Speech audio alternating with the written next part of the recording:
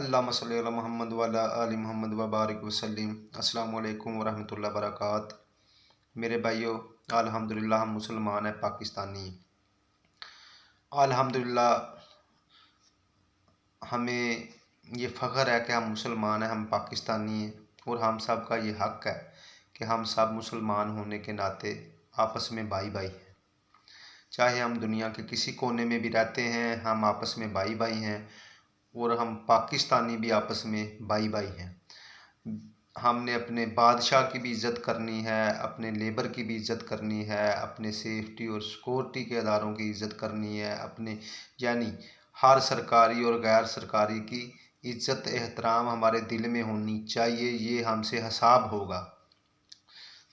बिला वजह किसी से नफ़रत करेंगे तो हमसे हिसाब होगा।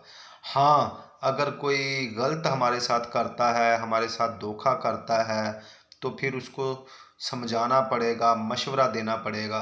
वो हमारा हक़ है। हम एक दूसरे से सवाल कर सकते हैं, एक दूसरे को मशवरा दे सकते हैं कि आप ऐसे क्यों कर रहे हैं। इसका ये हरगज़ मतलब नहीं है कि हमें किसी से नफ़रत है, किसी अदारे से नफ़रत है, किसी पार्टी से नफ़रत है, या हमने अब एक ही पार्टी को अपना जीना मरना या मकसद बना लिया है। ये मुसलमान की तरतीब नहीं है। मुसलमान उसका साथ देता है जो हक़ पर हो। कुरान पाक में अल्लाह रब्बुल इज़्ज़त बता रहा है, ईमान वालो, अल्लाह की खातर इंसाफ की गवाही देने पे डट जाया करो। तो मेरे भाई, अर्ज़ ये है कि हमारे जितने भी आज पाकिस्तानी हुक्मरान हैं, जब से हम पैदा हुए हम तो यही देख रहे हैं कि वो बेचारे सब के सब हुक्मरान, कोई एक पार्टी नहीं है, सब पार्टियां यही कह रही हैं कि हमको समझ नहीं आ रही कि हम मुल्क के निज़ाम को कैसे सही करें, हम अपना बड़ा ज़ोर लगा रहे हैं। तो मेरे भाई, ये जो उनकी बात है, ये जो उनके अल्फाज हैं, ये सरासर झूठ हैं कि हमको समझ नहीं आ रही।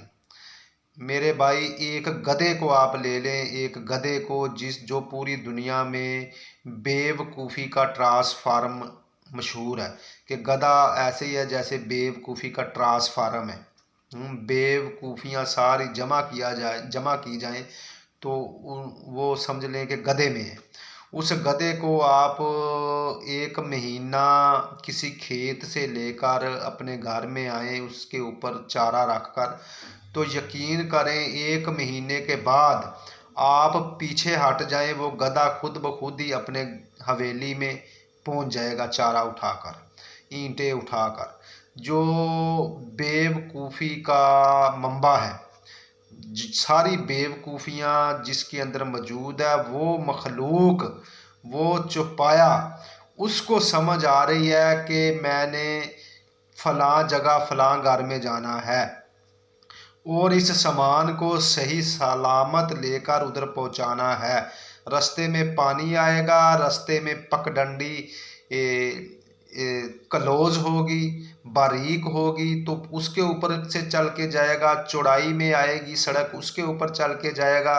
रास्ते में उतराइयाँ भी आएंगी, रास्ते में चढ़ाइयाँ भी आएंगी, जंप भी आएंगे, उसको रास्ते में गाड़ियाँ भी मिलेंगी, उसको रास्ते में उसकी फैमिली वाले भी मिलेंगे, सारे मिलेंगे। लेकिन वो अपने उस मालिक के सामान को हत्तल वसा कोशिश करेगा कि सही सलामत उसकी हवेली में, उसके घर में पहुँचाए। गधा, उस गधे को समझ आ जाती है एक महीने में। आप बकरियां ले लें, आप भेड़ को ले लें, उन बकरियों को, उन भेड़ों को एक महीना चराने के लिए चले जाएं, एक महीने बाद आप पीछे हट जाएं, वो खुद ब खुद ही उस टाइम के ऊपर, उस वक़्त के ऊपर अपनी हवेली की तरफ चलना शुरू हो जाएंगी और उनका जो मालिक है वो सीटी बजाएगा, आवाज़ लगाएगा, उसको, उनको अपने मालिक की आवाज़ की समझ आ जाएगी। और हमारे हुक्मरान कहते हैं कि हमको समझ नहीं आ रही। आज मैं कहता हूं कि मुझको समझ नहीं आ रही, या कोई कहता कि मुझको समझ नहीं आ रही। मेरे भाई, एक कुत्ता ले आए या कुत्ते का बच्चा ले आए, कुत्ते के बच्चे को आप एक महीना दूध डालकर देख लें, एक महीना अपने दर पे, अपने दरवाजे पे बांध कर देख लें, एक महीने के बाद 100 बंदा उधर से गुजर जाए, वो कुत्ता नहीं बोलेगा या वो भौंकने से बाज नहीं आएगा। 100 बंदे में से जब उसको एक अपने मालिक की आवाज़ सुनाई देगी तो वो कान उठाकर देखेगा, वो कुत्ते का बच्चा के फलां बंदा मेरा मालिक है, फलां बंदा मेरी तरफ आ रहा है, और दुम हिलाना शुरू कर देगा।